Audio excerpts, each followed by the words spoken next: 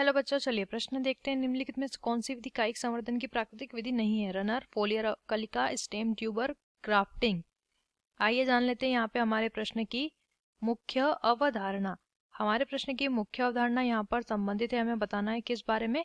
कायिक संवर्धन के बारे में। देखिए, कायिक संवर्धन जो होता है ये एक ऐसी प्रक्रिया है जिसके द्वारा अलैंगिक जनन कराया जाता है। इस विधि में अलैंगिक जनन द्वारा क्या करते हैं? संतति उत्पादित की जाती है।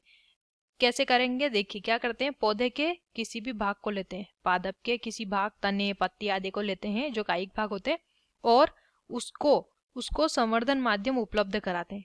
संवर्धन माध्यम उपलब्ध कराते हैं और संवर्धन माध्यम में उन्हें पोषण देकर, उन्हें आवश्यक ताप, सभी माध्यम उन्हें उपलब्ध करवाकर क्या करते हैं? संतति पौधे का निर्माण कर लेते हैं, संतति पादप का निर्माण कर लेते हैं। इस विधि को कायिक संवर्धन बोला जाता है। अब कायिक संवर्धन की इनमें से कौन सी प्राकृतिक विधि नहीं है वो हमें बताना है यहाँ पर। तो देखिए, पहली विधि क्या दी है? रनर।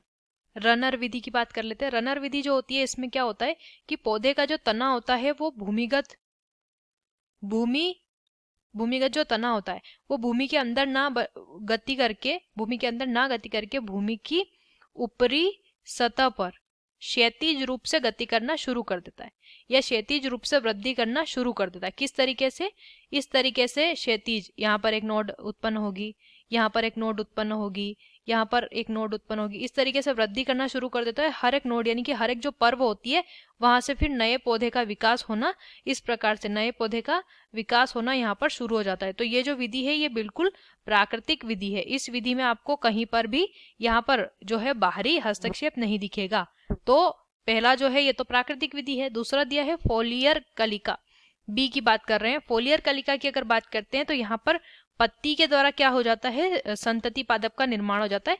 तो ये भी एक प्राकृतिक कायिक संवर्धन प्रक्रिया है। उसके बाद स्टेम ट्यूबर। स्टेम ट्यूबर आपको आलू में आसानी से देखने को मिल जाएगा।